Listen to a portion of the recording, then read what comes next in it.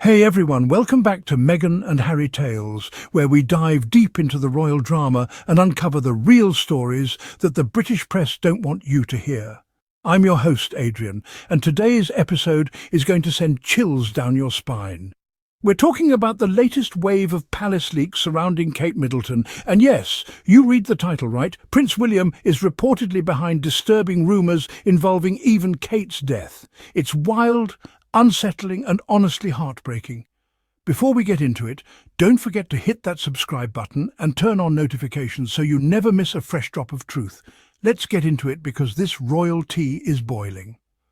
So ever since last year, things have definitely not been good between Prince William and Kate Middleton. And when Kate disappeared for 6 months, the only card available that the palace could use was the cancer card. But as you saw, not so many people fell for that, because when Kate Middleton was seen at the next public event, which was the Trooping of the Colour in 2024, she looked really healthy. Her hair was thick, full, glowing. It didn't look like someone who had actually undergone chemotherapy.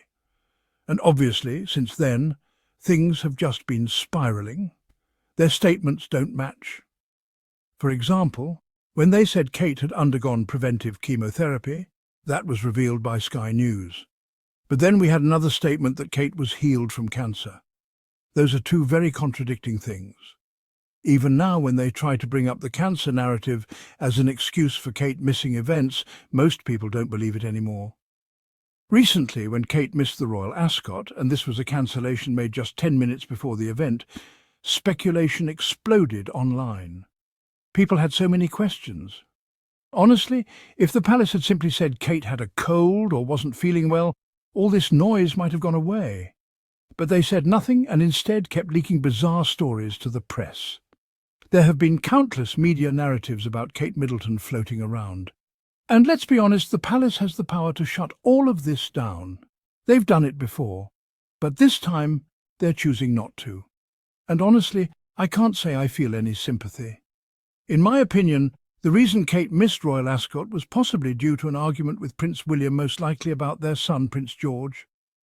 Days later, media sources reported that royal experts believed Prince George's sudden placement at Eton College was a point of tension between Kate and William.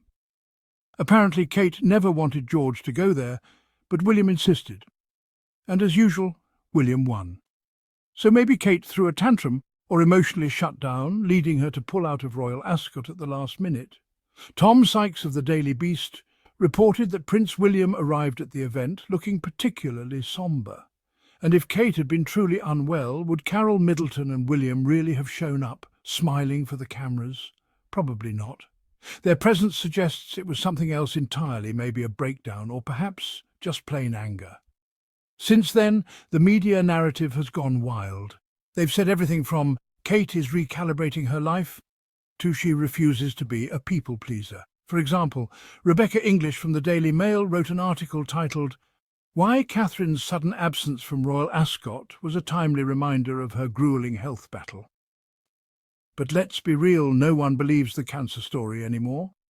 It seems like the palace is deliberately pushing that narrative again to protect the royals from scrutiny. Someone online even commented sarcastically, "Lucky to survive preventive chemo for precancerous cells after a scheduled surgery that took them by surprise." And that's the energy people have around this story: confusion, skepticism and outright disbelief. GB News even ran a piece with the headline, "Princess Kate refuses to be a people pleaser in new royal family strategy." This article was dragged online. The backlash was brutal. People were asking, how can a royal refuse to be a people pleaser when that's literally their job? To look presentable, show up for ribbon cuttings and pose for photo ops.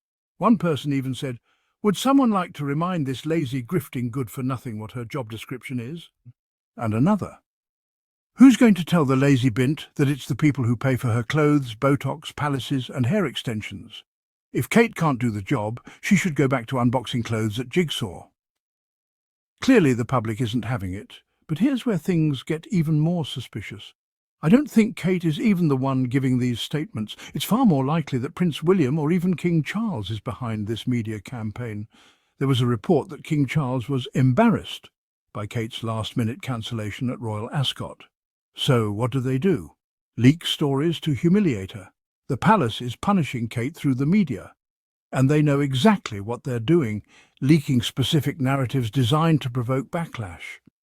Like the Marie Claire report that said, Kate Middleton will dramatically scale back her responsibilities after wake-up call over skipping Royal Ascot. Now, if the public already thinks Kate doesn't do much, what kind of message does it send to say she's doing even less? The Daily Beast chimed in again, saying, Kate Middleton is recalibrating her entire life as Prince William hides on his birthday. The article even quoted a source saying, Kate will take it much easier for the rest of the year. I'd be surprised if you see her more than 3 times in the next 3 months. So what's happening here? Is she choosing to disappear, or is she being forced to? This smells like punishment. And let's be honest, isn't it ironic that the same woman who tormented Meghan Markle is now getting the same treatment from her own institution? But nothing, and I mean nothing, prepared me for what came next. The Business Times published an article saying that Buckingham Palace has already drafted Operation Riddingbridge, a contingency plan in the event of Kate Middleton's death. Yes, you heard that right. A woman who was supposedly healed from cancer is now the subject of a death protocol. According to the article, the name Riddingbridge was chosen by Prince William himself as a tribute to Kate's hometown. The article even says, Bertrand Deckers, a Belgian royal commentator, describes the codename selection as almost a declaration of love. But why would anyone tell this to the public? Why are they even talking about Kate Middleton's death in the first place? Something is clearly not right. Kate Middleton and King Charles should both be sleeping with one eye open. The way Prince William keeps leaking information about Kate's mental health, her disappearance, and now her possible death, it's alarming. What is Prince William up to? This is not a declaration of love, it's a declaration of war. The way he's allegedly leaking stories about his wife, his father, and even Harry and Meghan, it's almost obsessive. Or maybe he has his fixer Jason Nauf by his side again, spinning these narratives like clockwork. One thing's for sure, this doesn't look good for the royal family. It's so obvious that the palace is manufacturing these stories for strategic reasons, punishment, public opinion, or distraction.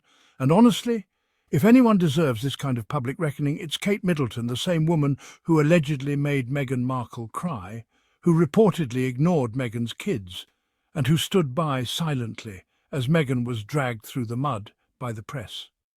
And that's a wrap on today's episode. What do you think? Are these leaks part of a strategy to push Kate out, or is Prince William spiralling behind the scenes using the media as a weapon? Drop your thoughts in the comments below. I'm curious to hear your take. If you enjoyed this episode, make sure to give it a thumbs up, subscribe, and share it with a friend who's tired of the royal spin machine. A huge thank you to our amazing community and supporters on Patreon. You're the reason I can keep telling these stories. Check the description box below for links to sources, reading material, and ways to support the channel.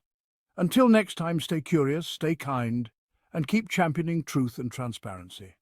I'm Adrian, and this is Meghan and Harry Tales signing off. See you soon.